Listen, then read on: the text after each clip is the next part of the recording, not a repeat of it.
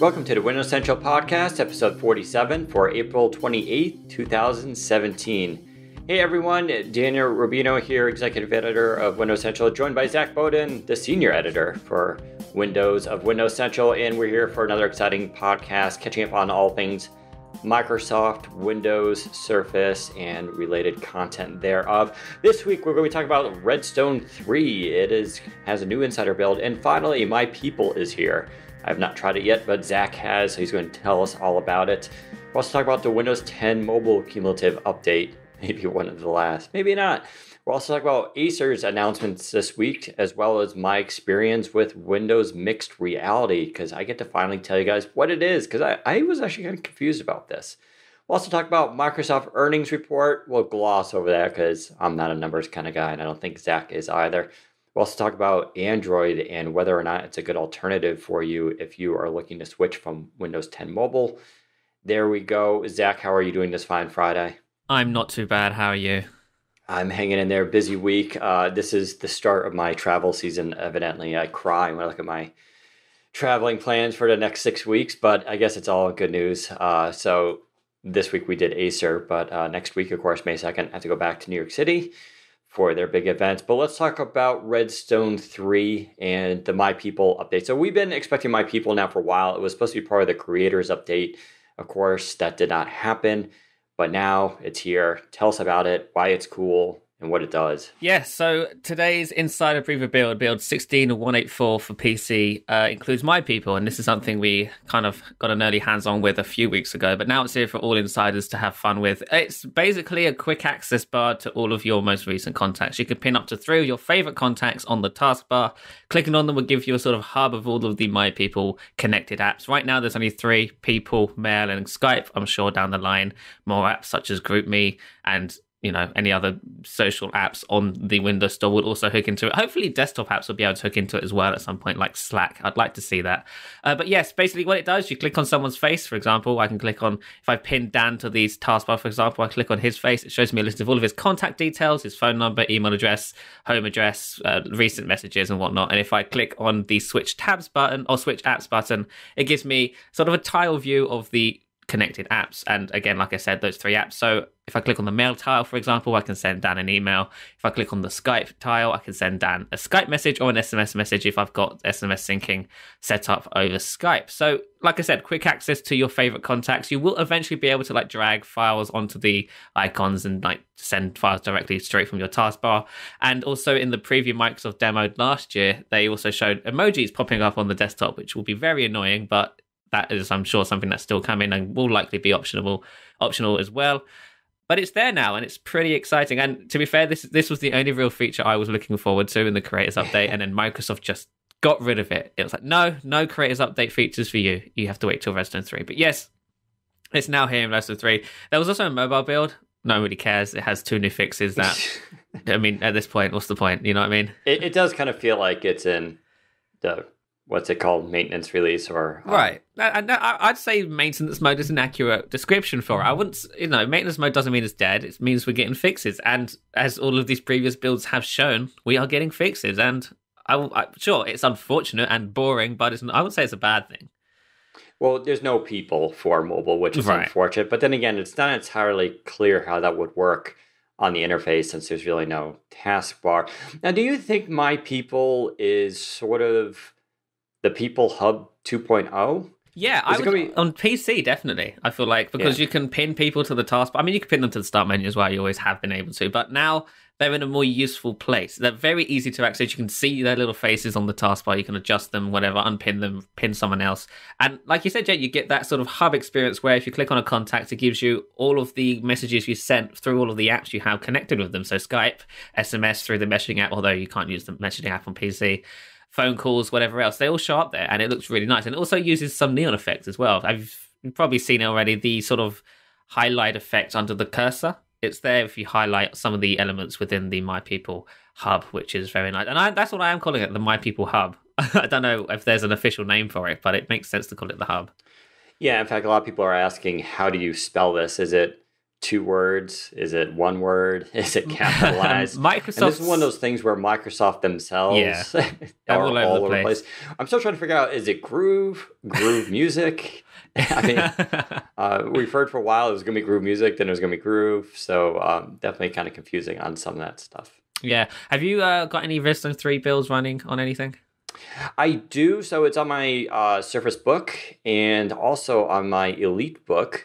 I always compete between those devices as far as which is my favorite. Now, they're actually upgrading as we speak, so I've not actually tried these features yet. So I want to wrap this podcast up so I can go play around. Not that I don't want to spend time with you guys. I mean, of course I do. No, I'm kind of right, of course. But there's. I would also suspect that the My People UI right now is not done. There's a lot of work to be done. We've still got several months of development. It doesn't look anything like it did in the concept art that Microsoft released last year. So, like I say, there should be more work put into it between now and the Redstone 3 RTM. There are a couple of other small additions in the build. Apparently, the action sensor is now a little bit more snappy and performs better. And the scroll bar design, the new scroll bar in the Creators Update, where it's really thin until you mouse near it, and then it gets thicker so you can drag it and put it down. That same scroll bar design is now in the start menu. They somehow missed the start menu of the Creators Update, but now it's there in build 16.184. So there you have it. That's the latest Redstone 3 build. And I do have a build video coming. It will be coming up after this live stream. So if you're listening to this on Monday, it should be already up. So make sure you check the YouTube channel or the site to see it. Now, what about for people who are maybe sitting out the fast ring right now and are thinking about putting this on their device? Because obviously this is kind of a cool feature that I would think a lot of people would want. So I have had no issue on my Surface Book or Elite Book with the last two releases. How is this one? Is it still pretty bug-free? Yeah, I'd say right now, if you really need to try the My People, and I would say it's fun to mess about with for 5 minutes, but it's just there's not many apps that you work for it yet. If you don't use Skype or email, then it's basically useless to you. So, if you really want to try this, I definitely recommend installing this build. There are less bugs. There is a list of known issues, so make sure you check the Windows blog to make sure that you won't walk into anything specific that might affect you. But for general use, the build is absolutely fine for me. I don't have any problems or concerns with it as of yet. So yeah, definitely try it out, or just wait. Wait for more apps to support it. Because like I said, GroupMe, WhatsApp, although I don't think there is a WhatsApp app on the desktop yet. Loads of other social apps just don't work with it yet. I would really like to see GroupMe add support for it sooner rather than later. GroupMe is pretty awesome. We use it all the time ourselves for our inter-site communication. It's just, I wish I could get more of my friends on it. It's just so good, but I'm still waiting. I don't know why. Like there's still weird issue. Like on iOS, it has dark mode, which is awesome. Right. It doesn't have dark mode on Android, though, or Windows 10 Mobile. So this is one of those, like, people are like, aha, they're ignoring Windows 10 Mobile. But it's like, it's not there on Android either. I don't know why that is. They probably obviously have different plans, but, really nice apps on both of those. You know what's kind of funny, too, with I'm curious with the My People thing and everything is, even the new Skype app on iOS has reactions now. Oh, really? Which... it's really clever. I feel like this is like part of this emoji revolution that we're going through, which is good and bad. But reactions are actually useful. We use them in Slack a lot, and it's better than typing out something. Like there's that rude, when someone writes a long sentence and you're just like, you want to say okay, and you just write K, and it almost seems like you're insulting them because it's like. Yeah. And so now you just leave like a smiley face or a thumbs up, and it's less. It's still rude, in my opinion. I still feel like, I mean, it really is kind of a curt thing, but it's funny because Skype has it now, and like when a notification comes down, you can hit reply to the on the notification on Android, or you can hit like reaction or thumbs up or something like that, and it gives a thumbs up. And it's just funny how this stuff is just becoming so prevalent. So I could just imagine this being part of the My People thing, and I don't know. We'll have to see. Yeah. But yeah, no, the Redstone 3 build, pretty awesome. Make sure you check it out. And moving right along to our next story, the Windows 10 Mobile Creators Update began its official rollout this week, which was kind of confusing because Microsoft announced that it was rolling out to the release preview, and people were like, wait. Well, this is for mobile, right? This is for mobile. Yes. Okay. So Microsoft announced a couple of weeks ago, actually. Let's jump back to when this first started. Microsoft announced that a few weeks ago, the Creators Update for mobile would begin its rollout on April 25th. So there's a date set, right? Official rollout starts April 25th. makes sense. April 25th rolls around. Microsoft hasn't released the Creators Update for mobile yet. Instead, they've rolled it out to the release preview ring, which is usually the ring that they roll out to at least a few days before an official rollout. So, they hit the release preview ring, which in our minds think, oh, okay, so maybe it's not coming today officially. It's going to Insiders today, then maybe next week officially. No, turns out the release preview ring came to first for anyone in the release preview ring, and then a very slow rollout officially to supported devices. So there are, remember, 13 supported devices, the Lumia 950, 550, 650, 640 and 640 XL are also supported. Then there's a few other third-party ones like the Elite X3, the Alcatel Idol 4S, and some other unknowns. Even that weird one, that Nuance, Neo, whatever it was, I can't remember what it's called. Even that's in support, which is weird. But yeah, those devices support it, so they will be getting it over the next few weeks to months, I suppose. I mean, Microsoft hasn't really just explained how they're planning to roll out the mobile update in phases, but they're doing it. So some people have it on their 950s already, others don't. Some people have it on their 550s already, others don't. So it's slowly rolling out, but it has officially launched. So for those 13 devices, you are now, well, at some point going to get the Creators Update officially. Now, 13 models. 13 models, that's correct. Well, yeah, 13 There's 26 devices. Goodness. Those unsupported devices like the 1520 and the 930, which I would argue are still very capable devices that can run the Creators Update just fine, you can still get the Creators Update and the cumulative updates that come after it via the release preview ring. So Microsoft is saying, if you want to continue running these builds on unsupported devices, we will allow you to do that for now. So make sure you hit the release preview ring if you want to stay in support for the time being. Again, Microsoft doesn't condone it. They say, we're not really going to support you with anything. We're done with your devices. Your feedback won't really help us for anything. But if you are still running a 930 or 1520, which I'm sure many of you are, I definitely recommend jumping on the release preview ring because your devices will run better with it. I still don't understand why Microsoft killed support officially. Well, I do know why, but it's just unfortunate that they had to. Because it's hard. No, because just kill it.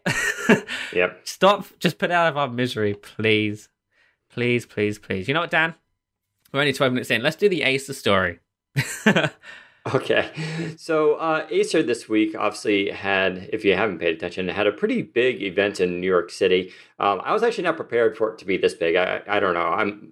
I don't really pay attention to my schedule very much. I just show up to these events, but it was a big deal. It was held at a IMAX movie theater downtown New York City, actually uptown New York City, and there was a lot of media there. And they announced no less than like 6 laptops and a couple Chromebooks and a wearable and I think a projector, a couple of displays, few gaming laptops, and they showed off their mixed reality head-mounted display. Now, the only reason I went was because Microsoft set up a thing for me so I can actually try their head-mounted display for Windows Mixed Reality, which was announced almost a year ago in June. And since then, there's been a little trickling out of partners coming out and this kind of stuff. And now, technically, it's available in the Creators Update, but none of us have any actually hardware to leverage it. So for me, this is really exciting. And I will point out, actually, Acer's laptops are pretty cool. Some of their Swift, I think it is. I actually have the sheet behind me. They have the Swift 1, 3, and 7, and their continuation of the series. They have a laptop that starts at $349, which I know for a lot of people, is important because not everybody can afford, $2,000 laptops.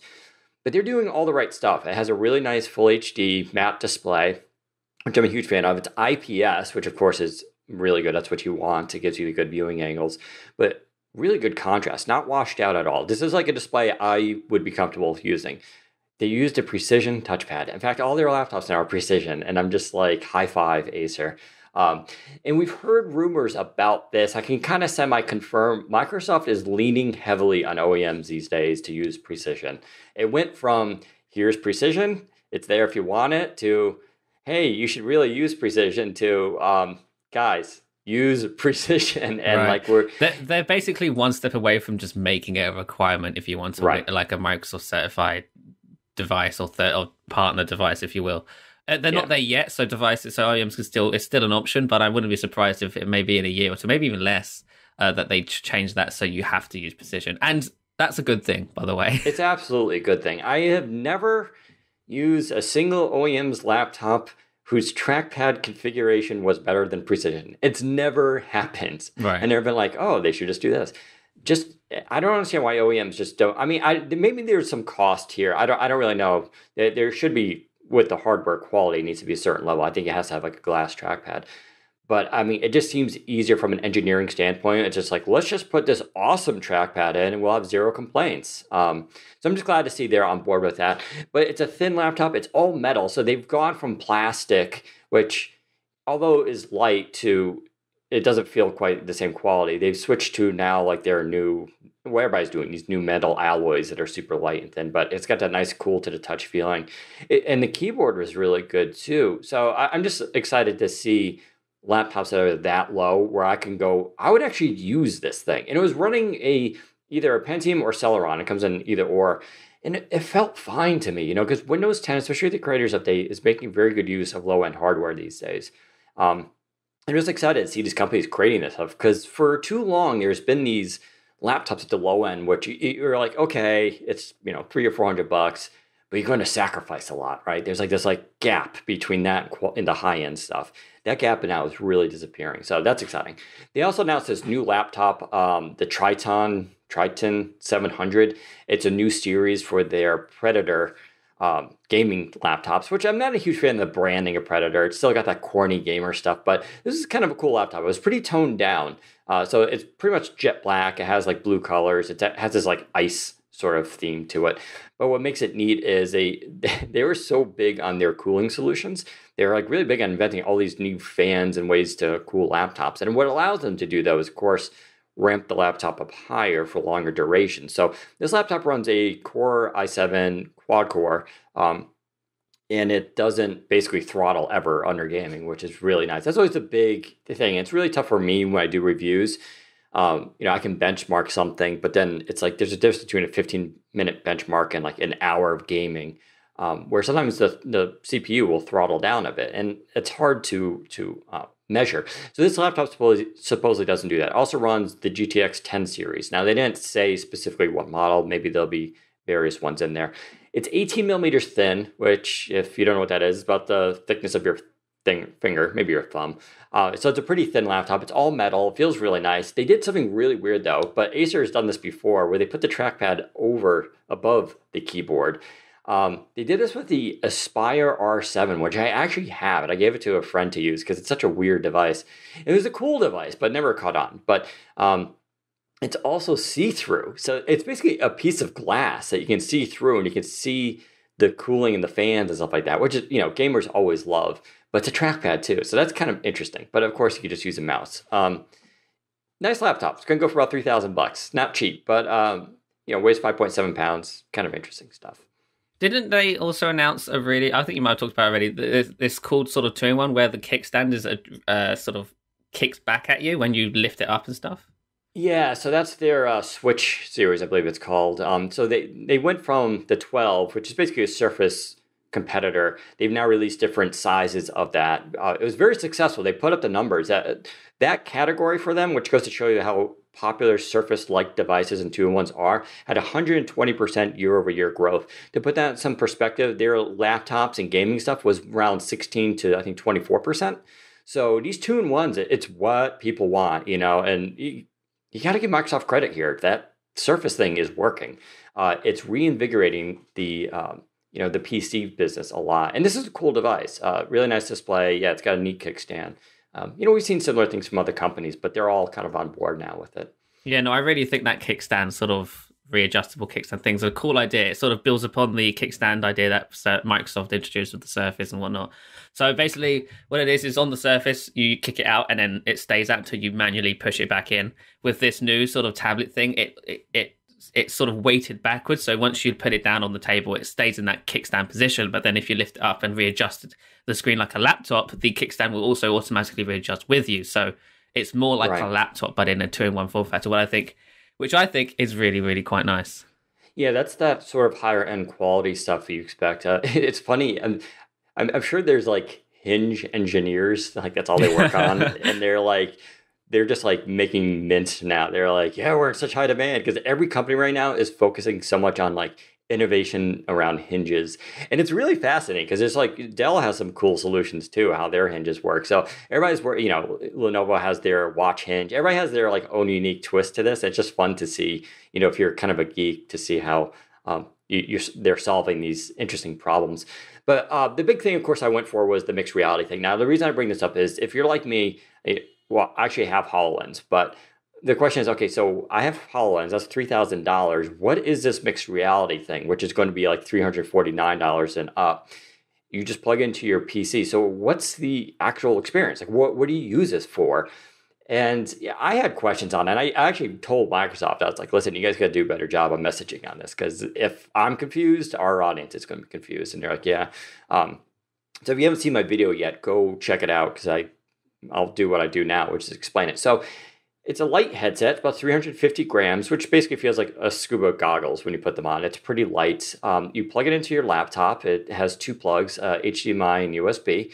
Right now, you need kind of a higher end laptop, including dedicated GPU. So it's mostly gaming laptops. But Microsoft is going to bring down the specifications, their goals by the end of the year, for integrated Intel HD graphics. So that's basically any Ultrabook, will be able to kind of do this stuff. So that's really good. You plug it in, you launch the app, basically that sets it up. And what it is you just have to think of this as you're taking your 2D desktop and you're turning it into a virtual desktop, a virtual Windows world. And we went to Cliff's house, which was like a virtual house. So in this sense, it reminds me very much of Samsung VR. If you ever put that on, VR has like some settings, like you can be in a log cabin and there's a fire over here. And you can like watch Netflix. I think it was a Netflix app has this, where you can watch Netflix over like the fireplace and stuff. And it's a really neat immersive experience. So it's like that. You're in a beautiful home with sunlight coming in and stuff.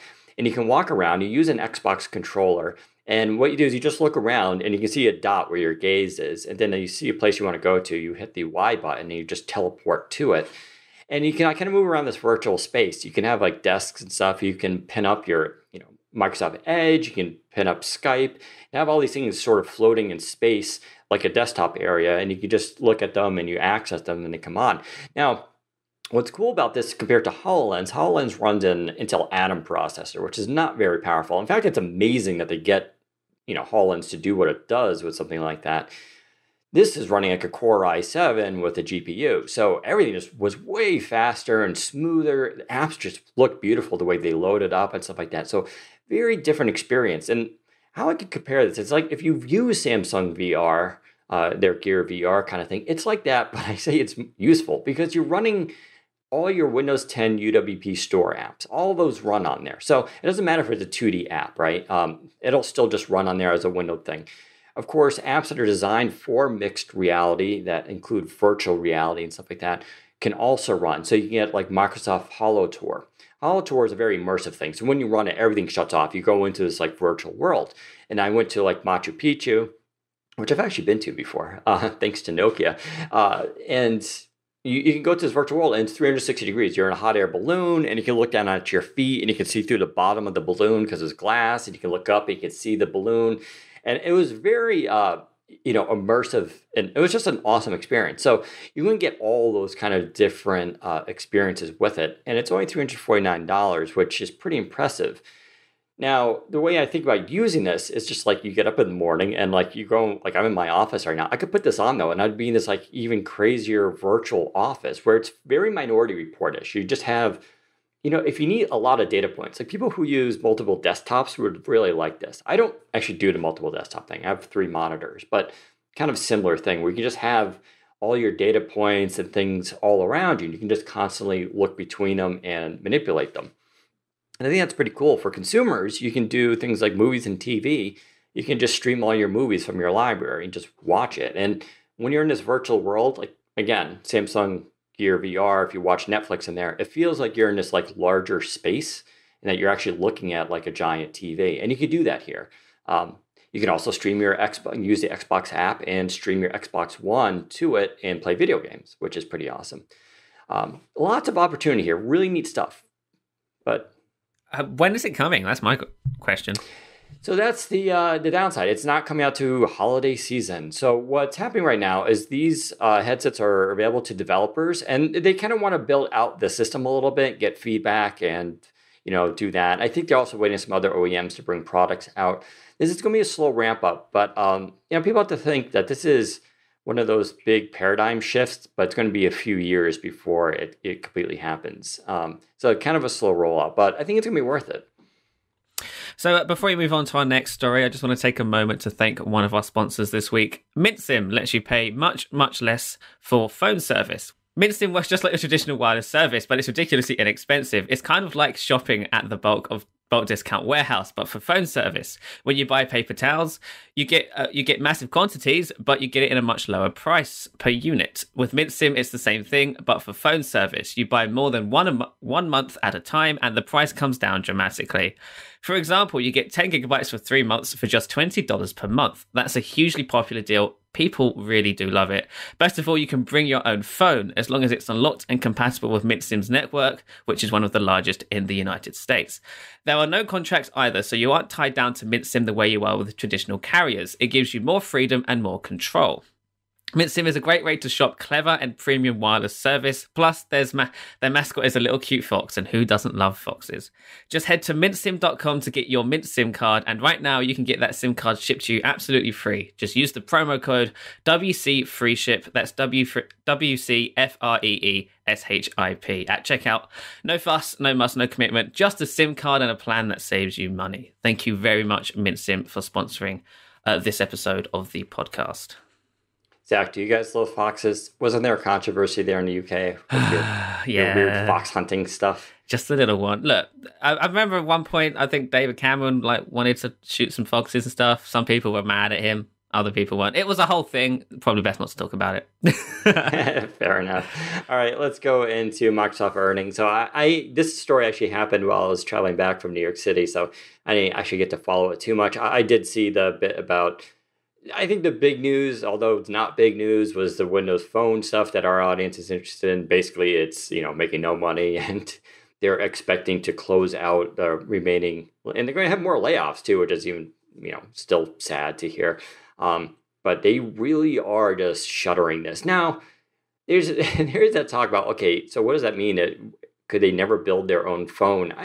I don't know that. So I heard a while ago that when they were doing these layoffs, that Panos' team was still hiring people for their mobile stuff. So I think they have people working on things, but that doesn't mean at all that there's a phone that's going to come out anytime soon. So we definitely do not expect that to happen. And definitely no more Lumias, as pointed out, January 2000. Last year. 16? Yeah. That Lumia 650 was going to be the last Lumia. And that is still the truth today. Yeah, no, there are some people who don't believe us still. They're like, no, there will be another Lumia. There has to be. No, there doesn't have to be. Yeah, it's just such a shame. Mark and I were, reminiscing a little bit about Mark Wim, our videographer, because he was covering Nokia long before even myself, back when they were doing their Symbian stuff. And, it's one of those things. I don't want to, dwell on it too much, but they were such a cool company and they had such passion. It's just it really does bother me how Microsoft bought them and then just gutted it and just, I don't know. It's a very frustrating thing. So that is what it is. But the other info, I guess, was Surface sales were down about 26%, which is not really too surprising. They haven't really had any new products, right? We're coming on a year and a half now since the Surface Pro 4 and Surface Book were announced. Surface Book Performance Base came out a few months ago, but that's a higher end SKU, so even fewer people can afford to buy that, although it's a great device. So we haven't really seen much new there. So that is expected, and we're seeing heavy discounts. There is this question, Surface Pro 5, we don't know. There's still rumors that something could happen, but not too much new to that. Surface Laptop, we've heard, kicked around. Maybe at the May 2nd event, we'll have to wait and see if they're going to do that. So I don't know. What do you feel? Thoughts about this? I think it's worth noting that with the Surface hardware line, Microsoft saw a decline of 26% when it came to revenue. Now, a lot of people saw the number and thought, wow, that's not right. You're correct, it isn't right. Usually, Microsoft are doing pretty well when it comes to Surface. I think they earned $821 million this quarter compared to the same quarter last year, which was $1.1 billion. So they lost a bit of money, but as you say, there was no real new Surface hardware throughout 2016. We had the Surface Studio, which was never going to sell as much as the Surface Pro line does. And we had the Surface Book Performance Base, which isn't technically a new device. It's a new SKU for an already existing device. And it's also a high-end SKU. So all of the people who went out and bought Surface Books originally, a very small margin of those people went out and bought this Performance Base as well, because there's not really any point. It's like buying, most people, when they buy an iPhone, for example, they'll buy either the 6 or the 6S and then wait 2 years and then buy the next whole version over. So it wouldn't be, 6S wouldn't really go to the 7, they'd go to the 7S rather than straight to the 6. Kind of like that with the Performance Base and the normal Surface Book. Again, the Surface Studio was never really seen to be such a hugely selling product, similar to the Surface Hub. And plus, it's super limited. It's US. Right. I mean, it was US for a while. It was. Even in the US, it was like a 2-month wait if you ordered it. It was just, especially if you wanted the high-end version. So, nothing you could just walk into a store and just pick one up and take one home. So, I mean, we should also point out, I mean, the Surface line is not meant to be, they want it to be successful, but not too successful. I think when they hit that, like, around that 1 billion mark, it's like, okay, they get the headlines. It was enough for everybody to shut up about, oh, Microsoft should abandon the Surface, because that was a legit like talking point for a long time in the tech media for at least 2 years, that Microsoft needs to just abandon this. This is a stupid idea, and now it's here, it's staying, and it's like, you know, I don't think they need to. It needs to do well, but it doesn't need to do blockbuster numbers, and the reason is their partners are doing this, right? I'll be reviewing in a couple of weeks here this new Dell Latitude, which is exactly like a Surface Pro 4. It just has newer stuff in it. It has USB Type-C. It's also meant for enterprise and business, and can reach in deeper markets that Surface can't. And that's exactly what is supposed to happen. And this thing is like the same aspect ratio. It's got almost the same keyboard. A lot of similar. In fact, it's actually downstairs. I had to go pick it up. The package showed up. I kind of want to go play with it now because it's all black too. It looks really neat. But that's exactly what this stuff is supposed to do. You know, their partners are supposed to pick up and go with this. If Surface was like, they couldn't, you know, sell them enough, their partners would be like, oh my God, what's going on here? So I don't read too much into this. Now, No. If a Surface came out and they're just like, they can't sell them and no one wants them, they got terrible reviews, that's a different issue. But that's not what's happening here. Right. So again, Microsoft says, no, they don't blame, but they do note that one of the reasons why we're seeing a decline in sales is because our OEMs are stepping up their game, and they're doing exactly what we wanted them to do because of the Surface brand. The Surface brand was originally designed to sort of give third parties a sort of pedestal and a sort of thing to aspire to when it came to building devices. Because remember, we've said this many times on the podcast before, 6 years ago, hardware makers were making rubbish. Right. Surface came along and said, this is what you should be making, make these. And now they're all doing it. And as we say, all of these OEMs are making really great premium hardware now, all thanks to Surface. And that's what we're seeing. It works out too, because it's the same engineers that Microsoft has are working with these companies. I know HP does this, Dell does this, Acer does it. They all work with them. So it's not like, and Microsoft shows love to all these like hardware companies and go, okay, we'll help you with this. Even the Porsche Designs laptop, which we'll be reviewing hopefully in a couple of weeks, that's a collaboration between Porsche Designs, Microsoft, and Intel. So it's like, it's neat that this stuff is happening. Like, it doesn't need to all be Microsoft branded. It's the same reason why this stuff doesn't need to be priced low either for Surface. They don't care. It's like, we're going to sell for $3,000. We'll take your money, but you know, we don't need to sell millions of these kind of things. We just need to get the headlines, and it needs to be. Imagine if they took that same model and applied it to phones. Yeah. Sorry. Yeah. It just seems so easy, but I wanted to note as well, the other reason why Surface declined is because there hasn't been a new Surface Pro. It's been 2015, and we didn't get a new SKU of the Surface Pro in 2016 alongside the performance-based Surface Book. We have and you need to keep in mind as well, the Surface Pro is Microsoft's most popular Surface device. It's the original Surface, if you will. It's basically what everyone kind of wants to go out and get. And then the Surface Book is less of a market when it comes to that. And then obviously the Surface Studio is even less. So the Surface Pro is the biggest sort of bulk where the wider audience will look at Surface and go, oh yeah, I want that. Because it's also cheaper. The Surface Book starts at what, $1,200, $1,500?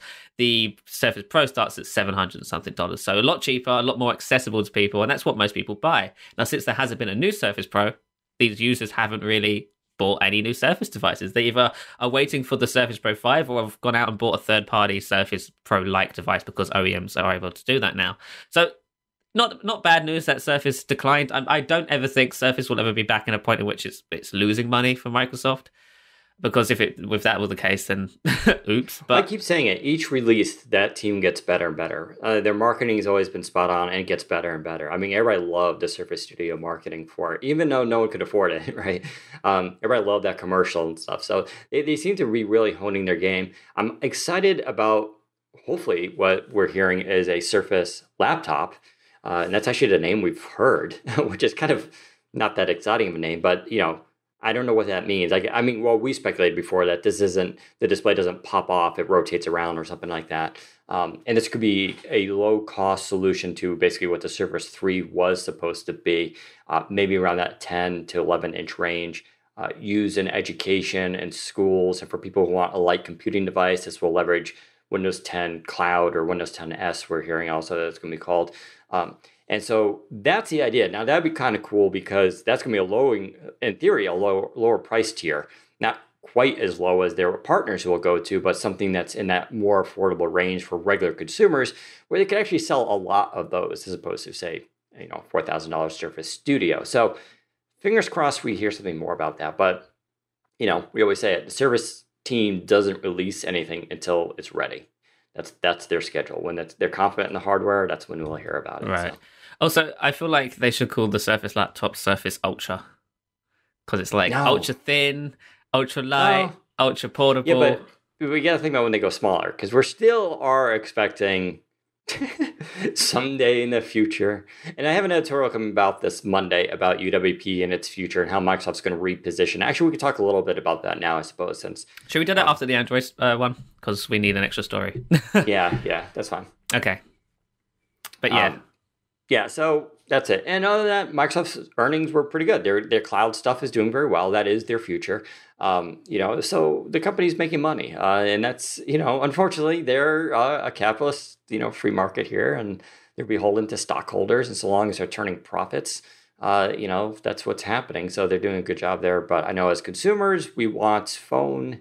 We don't have that. Yeah. But we do have some cool stuff. I'm really excited about this mixed reality thing. I don't know. It's, for me, I think once people try it, they're going to be kind of really impressed by this whole experience and just being able to run your Windows PC apps and it's I think it's going to be kind of cool and at an affordable price point. But I don't know.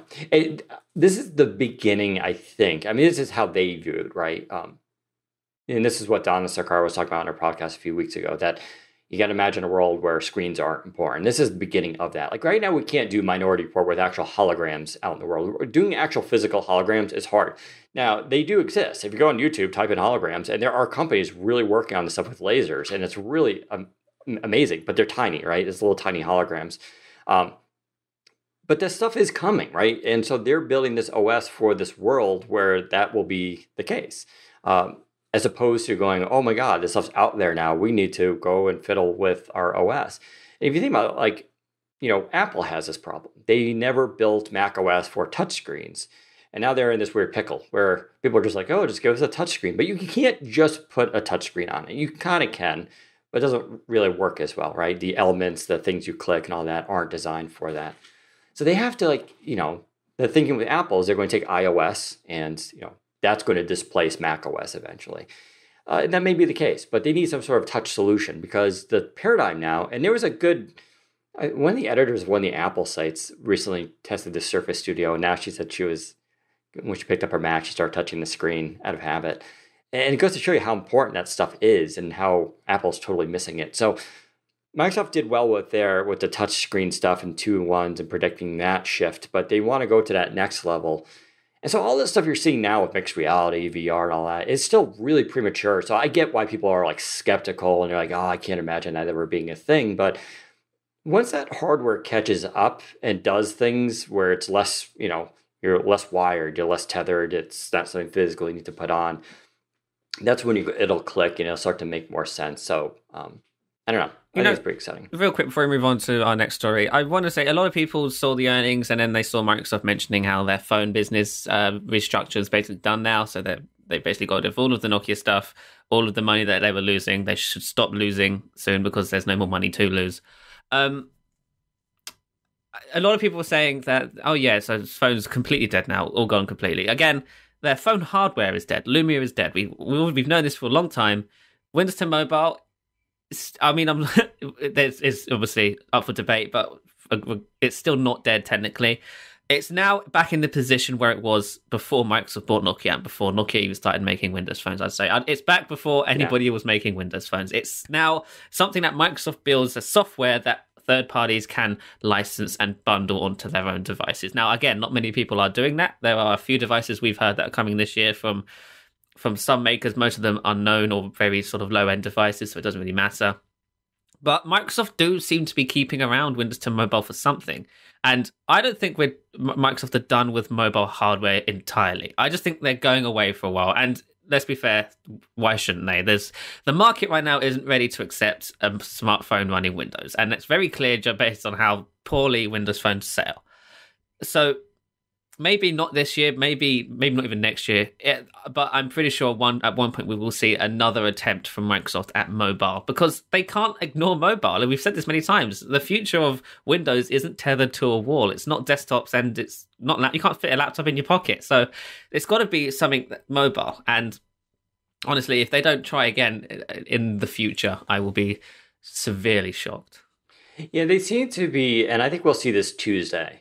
May 2nd, for those who are listening to at a later date. On May 2nd, Microsoft's going to be announcing in New York City where we expect to be a focus on education. And I wrote this article a few weeks ago about that's why it's a good time for Microsoft to get into this, because they have like a lot of stuff going on right now in education, right? They have like Minecraft that they bought, which is, yeah, sure, it's a video game, but Minecraft's also used as a stepping stool for programming for children. And it's so important to get kids started early because kids pick up programming really easily, way easier than I did when I attempted in college. And so Minecraft is that stepping stool, and that's why kids love it. I'm always fascinated by how kids just like love creating stuff in that world. So they have like a lot of these pieces that are coming into play. The Windows 10 Cloud that Zach demoed is another example of this lightweight, easy, manageable, version of Windows that can be used in schools. And so we're kind of seeing all these pieces, and you'll see more of it on Tuesday that are coming together. And like, it's not like, hey, we're going to do education now, and we just put, Windows 10 education, and that's it. You're going to see this like entire puzzle come together of like, we have the OS, we got the apps, we got dev tools for kids, we have gaming stuff, we got creation tools. Oh, and here's the hardware end of it as well. And it's like this whole, what they call end-to-end solutions. It reminds me of a company, IMAX, and I mentioned this earlier, this is where Acer was, but IMAX is a super cool company because they never went like, we have IMAX theaters, these giant dome screens and stuff like that. Now filmmakers go make a giant film, domed movies. No, what they did was they go, oh, we made you the camera, here's the film, and here's the distribution way you're going to do it, and then here's our screens where you can put it on. That whole end-to-end solution is so important. It's also why companies like Dell and HP are successful businesses, because they offer that whole, they grab you at the door and, walk you through it. And I think when Microsoft executes new strategies, they wait till all these pieces are in place. And it's not there for phone, right? We talked about this endlessly. They could release the craziest hardware tomorrow, and I guarantee you the Surface team could do it. But what would everybody say? Right. Doesn't have Snapchat, doesn't have the latest apps. And they'd be 100% correct, right? So how do you solve that problem? And there's two options. You don't, and you just get out of mobile, or you get out of mobile and you try to solve it. And, And this is what I want to talk about in my article on Monday about they are shifting, not really so much shifting, they're just going to talk about UWP differently, because there is a lot of misconceptions with our own audience, consumers and developers, about what UWP is supposed to be doing. And so I think they'll come back at it.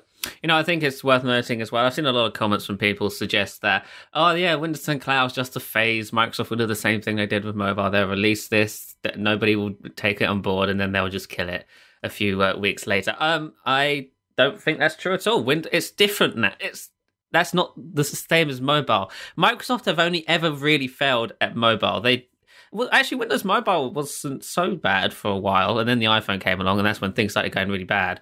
So yeah, they just never put their full weight behind it, and that is mismanagement / lack of vision in the company. There's just no doubt about that. Yes, I mean, it's just people in the company going, let's not put everything we have behind this. And they really, really should have. I do wonder if things would be different if Microsoft didn't buy Nokia for phone. If they had just left Nokia alone, Nokia would have eventually just started building Android phones like they already have. Except Microsoft wouldn't have spent $7 billion just to delay that inevitability. I feel like they spent money just to say, "Oh yeah, just please don't build Android phones," and then that's what happened anyway. And that's what they were kind of doing, right? They were kind of paying Nokia every year to be sort of an exclusive partner, but that was not necessarily covering the losses / potential market. Now, having said that, Nokia is still, the new Nokia, right? The rebranded version, that's TCL, is not like, as far as I know, not crushing it yet. So I don't think it might be too late for them too,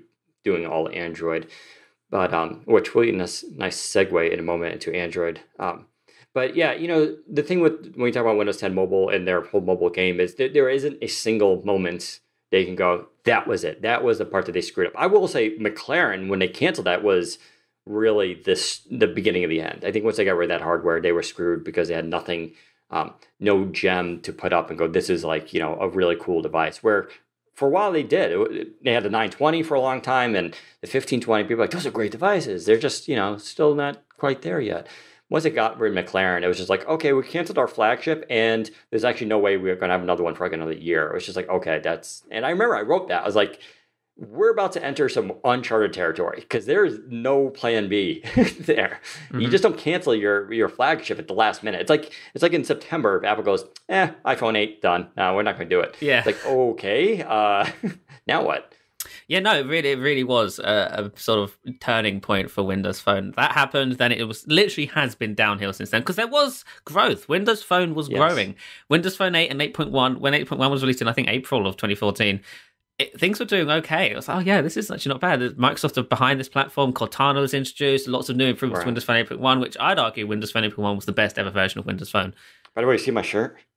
Yeah, I can see it. Nice. Windows Phone 8. Awesome. Rocking like it's 2013. Windows Phone 8. Really, like awesome 2013, 2014 were like the golden age of Windows Phone. And then it just went downhill. But you know what I really wish? I wish back then, because I always found it hard to find good deals on Lumias. I just couldn't find them. Oh, yeah, that's a good segue. Now we're going to do our second sponsor. Yes, we have a new sponsor, Thrifter, which is actually one of our sister sites, and I know the people that run it. Thrifter is a new way to save money on everything from gadgets to home goods by shopping based on value and not hype.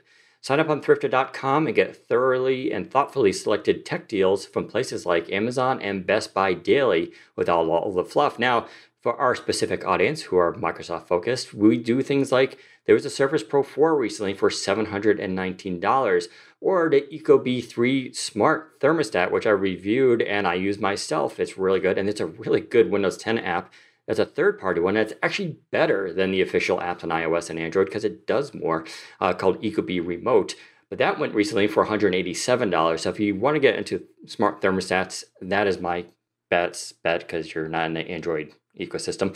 There's also the 12 months of Xbox Gold for $39.99. Those sales come up often. You probably have heard of them, but if you follow Thrifter.com, you'll get those notifications on when that happens. Or just go to that site, although hold on to your wallet because there's all sorts of cool deals on it. It's just a nice site, actually. You just scroll through and you're like, I want that, I want that, I want that. But there you go. Go to Thrifter.com for more information.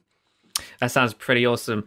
Let's move on from the death of Windows Phone onto the current life of Android, because that's where everybody is these days, apparently. Android is now the most popular operating system in the world, I believe, overtaking Windows. Unless you're in the US. Unless you're in the US. The US apparently love iPhone. What is wrong with you guys? I mean, don't get me wrong.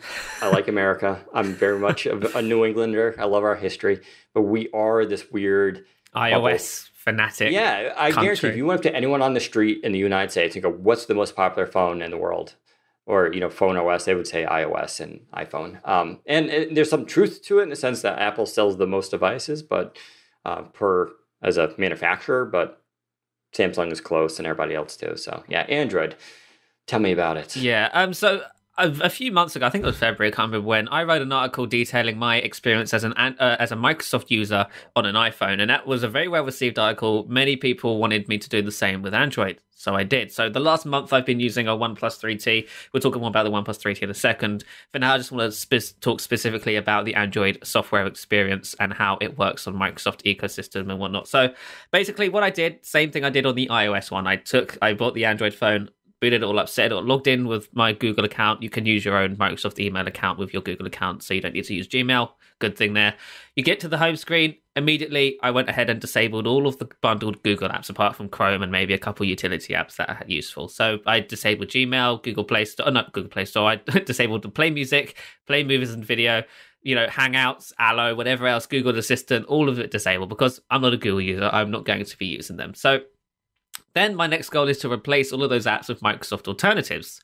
Went ahead and downloaded Outlook, Cortana, GroupMe, Skype video, no, not Skype, just Skype on its own, OneDrive, exactly. And all of those apps, for the most part, replace all of the Google versions. And unlike on iOS, the apps on Android sort of hook into the operating system a little bit better. For example, Cortana, can sync your phone notifications between phone and PC, just like on Windows Phone. You can also integrate Cortana into the actual dedicated home button where you would normally find the Google Voice Assistant. You can set Cortana as the default voice assistant. So when you hold down the home button, it brings up Cortana rather than Google Voice. You can actually do that? Yes, you gotta show me how to do that. Yeah, I'll show you after. It's really quite cool. So basically, you can essentially turn Android into an entirely Microsoft-based phone if you really want to. You can download Microsoft's own home screen and lock screens if you really want to, although I'm not really a fan of the Microsoft lock screen. It looks nice.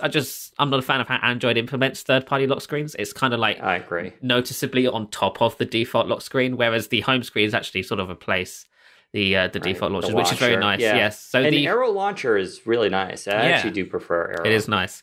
You downloaded Arrow Launcher, which you can log into your Microsoft account with, and there's sort of like a shelf area where it shows you your recent contacts, text messages, pictures. It also shows you your recent OneDrive documents, upcoming Outlook calendar events, and if you sign into the Arrow Launcher, the Android device will show up in your accounts area on the Microsoft account. Oh, that's right. Website. I remember you mentioned that. Yeah, I recently just signed into it too. I had no idea what it was.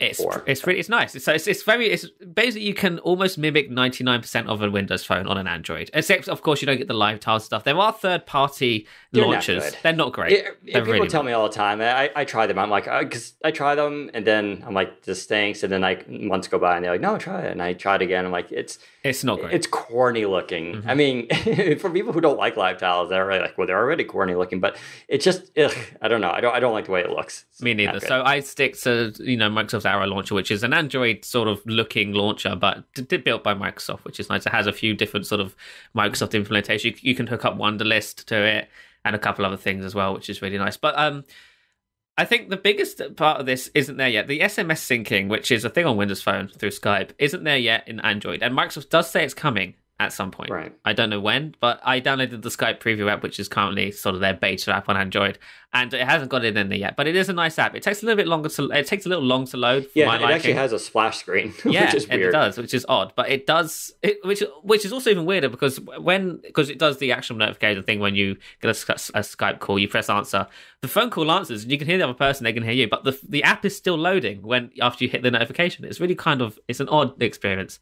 But of course, the syncing notifications with Cortana, the actionable notifications on Android apps work on Windows 10 as well. So the WhatsApp app, for example, which isn't even a Microsoft app, on Android, you can actually answer text from your desktop with the notification that comes in, whereas you can't do that on Windows Phone because the Windows Phone app doesn't support actionable notifications. Odd little things like that. I would say, if you're 100% on the Microsoft ecosystem and you really just need to surround yourself with Microsoft as much as possible, I would go for Android over iOS because you can literally basically surround yourself entirely more with Microsoft stuff, and you rarely ever see any Google stuff. Now, admittedly, I still prefer iOS based on the fact that it's much simpler to get going. Whereas on Android, it took me I got to the home screen right, now I've got a chore to do. I've got to get rid of all the Google stuff. I've got to find the launchers, got to find the right programs, got to organize this and that. So the funniest thing about Android is this. You get a new Android phone and you start setting up. The first thing people tell you is like, go get this launcher. Go do this. And you're like, well, I don't really like this and that. And the other thing they always tell you is like, oh, you bought that phone? Yeah, that was the wrong one. You should have bought this phone. Right. Like, that's what everybody tells me. Like, why'd you get that one? You should have got this phone. And it's just like, well, too late. I just spent $800 on this phone. So I figured it was a pretty major phone. Can it work well? Please. Right. That's always a fun. And yeah, the problem with Android is you go down this rabbit hole of customization. And I do it too. I'm on the couch. I'm like, no, I got to get this icon just right. And pretty soon you're just like, what am I doing with my life? Like, you know what? Android blew my mind when I first got this phone.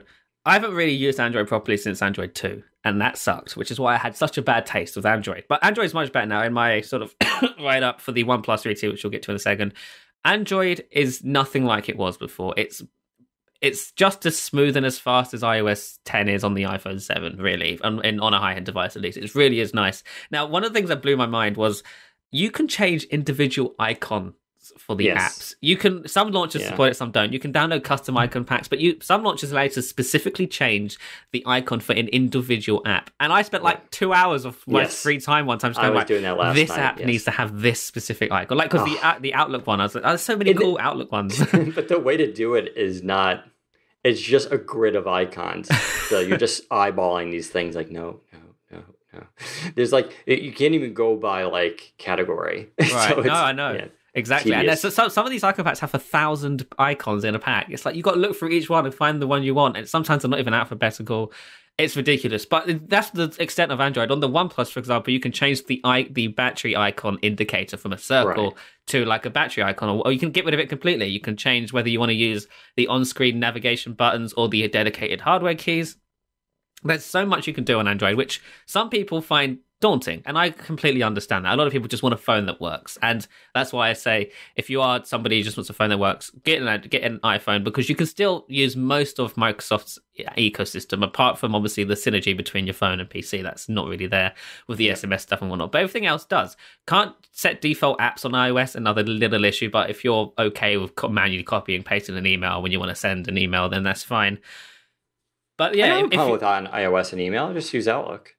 Right, no, but if you download, because you can disable some of the default iOS apps. If you disable the Mail app and then install Outlook, if you tap on an email address in the web browser, it will look for the iOS Mail app, because you can't set a default Mail app yet. Which is, I find that really odd how Apple allow you to remove some of the apps that are in the system, but then doesn't allow you to replace them with other things. Hopefully that's an iOS 11. If that's an iOS 11 thing, I will have a much easier time recommending iOS over Android when it comes to people who want to entirely just surround themselves with Microsoft apps. But overall, I surprisingly enjoyed my Android month experience as a Microsoft user, a little bit more than the iPhone, actually, because I'd used iPhone many times in the past, so it was kind of familiar with me. But it was more like a journey of new things when I was using the OnePlus. Now, speaking of the OnePlus, as Dan was saying, there's Android is a whole world of just possibility. There's so many different kinds of devices that do so many different things. Samsung Galaxy S8, really tall device, has its own custom launcher and tweaks and ugliness and beautifulness, whatever you want to call it. LG G6, same thing. OnePlus 3T, Google Pixel. They're all of the main sort of big phones out there. Which one do you get?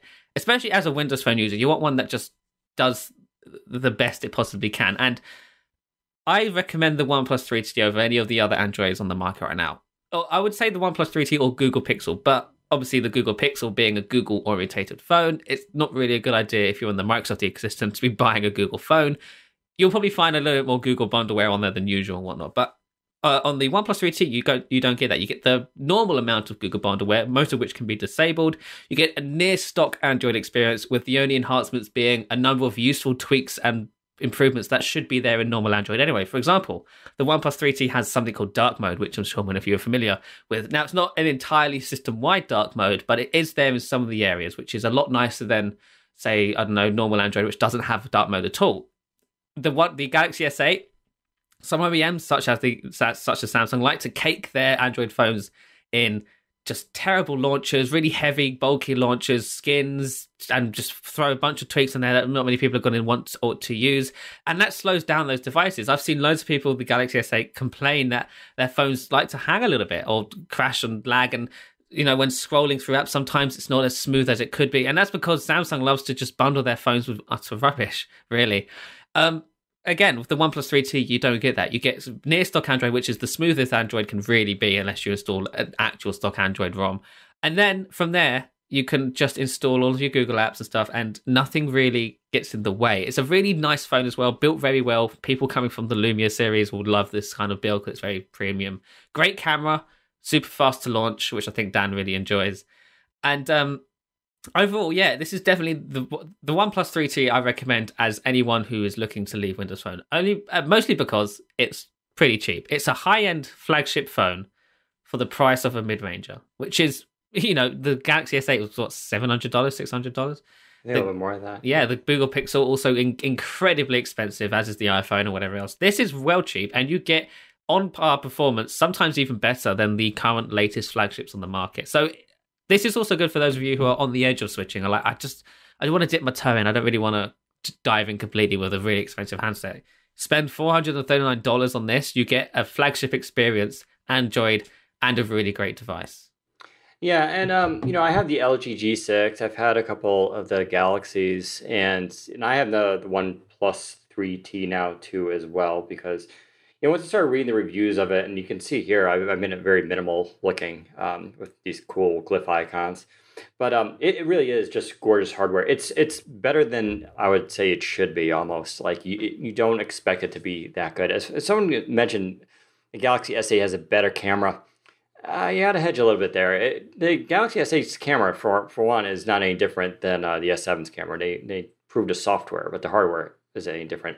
And yeah, the Galaxy camera is slightly better. Not enough. This is a really good camera on it. And I also really like the front-facing camera, which is what makes the 3T somewhat different than the 3.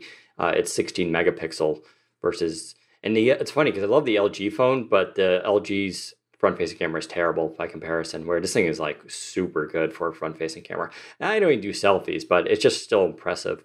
But yeah, they make really nice hardware. I mean, the OnePlus 3T with Windows 10 Mobile on it would be just like my dream device if that could ever happen. And that's a company I wish Microsoft could be like lean on. Like, hey, could you just make us some phones here?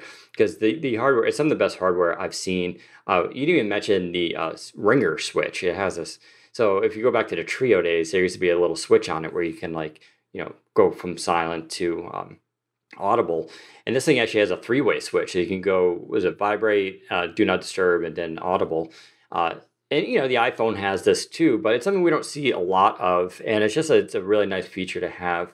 It's all metal and glass and stuff like that. There's also, you can double tap the power button to launch the camera, which is not quite the same as having a dedicated camera button, but it's pretty close, to be honest. So, it's pretty impressive stuff. So yeah, I definitely agree. For the price especially, if you're limited on budget, get this over a Samsung or LG. I mean, those are good phones, but I got tired of Samsung's.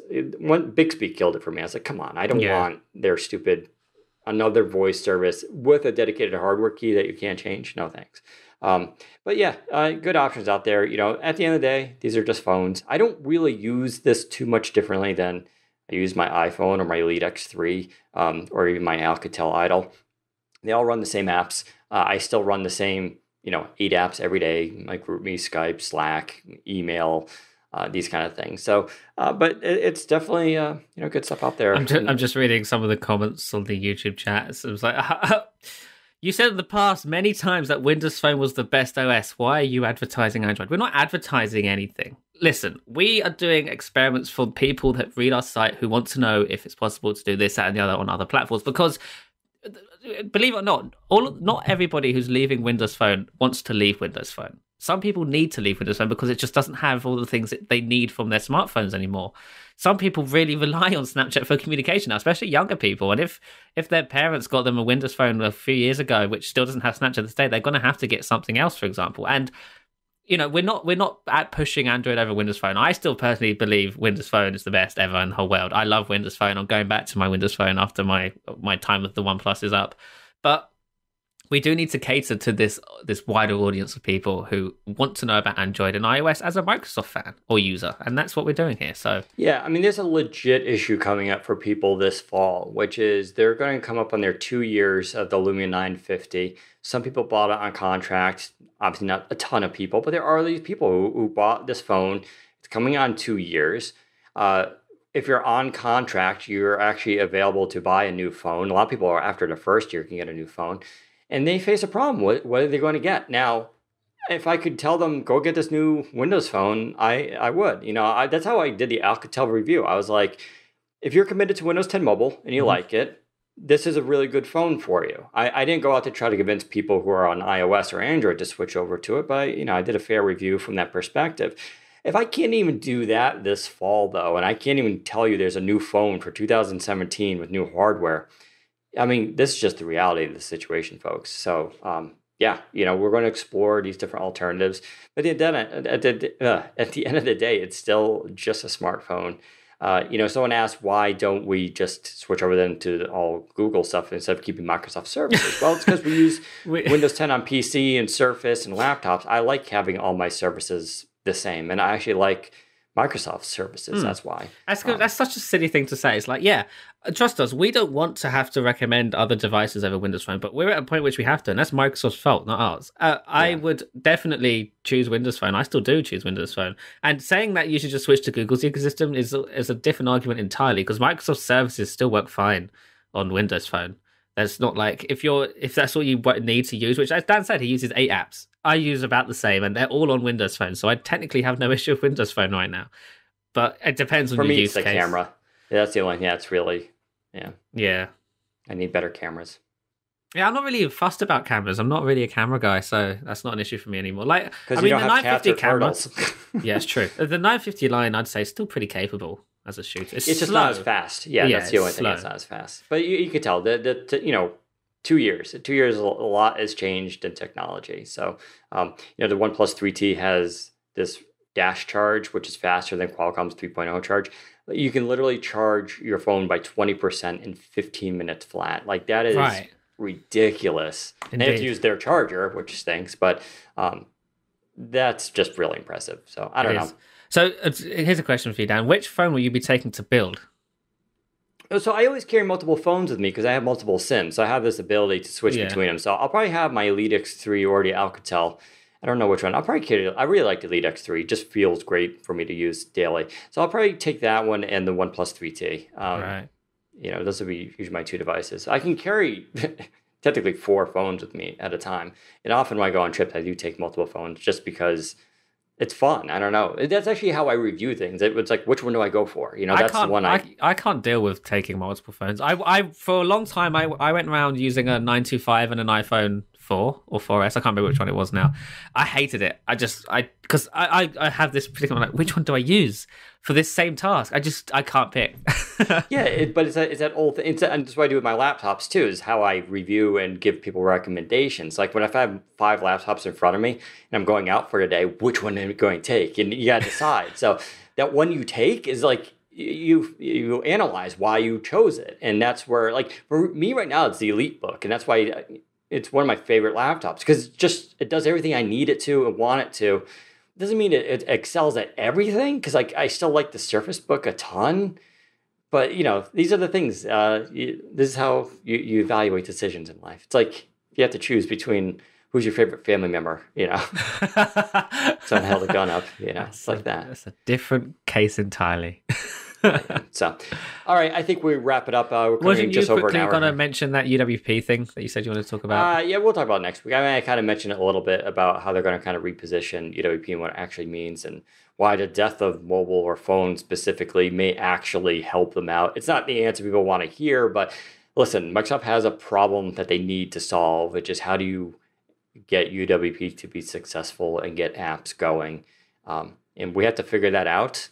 I have a strategy I've heard that they're kind of going to be doing, and they won't overtly state this, but I'm going to tell you sort of what to look out for and how they're going to be positioning things. So pay attention to Monday for that. We'll talk about it next week on Friday, the Friday podcast. And next week, busy week, May 2nd, New York City. We'll be live there, front row, covering the Microsoft event. So stay tuned for that. If there's any new hardware there, of course, we'll do our hands-on and everything. So big week for us. We'll also do Microsoft Gaming Libations. We didn't get to do it this week because I was traveling, but expect for Thursday, hopefully we'll do some gaming there with Zach Bowden and Jez Corden. And Jez, of course, has been crushing it this week. If you haven't read his Scorpio scoops, they're huge. He actually got some samples of the 4K resolution stuff from Scorpio. So make sure you follow him on Twitter too, because he's been kind of killing it there. So there you go. Follow me on Twitter, Daniel_Rubino, RUB as in boy INO. And you can follow Zach at ZACBOWDEN on Twitter. And there you go. If you're part of the live chat, you can now ask us questions. Otherwise, we'll see you guys next week. Thanks for listening. Take care, everybody. Zach and I are competing for fuzziest hair. I mean, everyone's always going to choose your hair over mine. You just have that reputation. Right, pop out the chats so I can see what people are saying. Whether I need to ban anybody. Literally, we have to ban like someone every week at this point. Yep. It's quite sad. Right, all my windows are everywhere.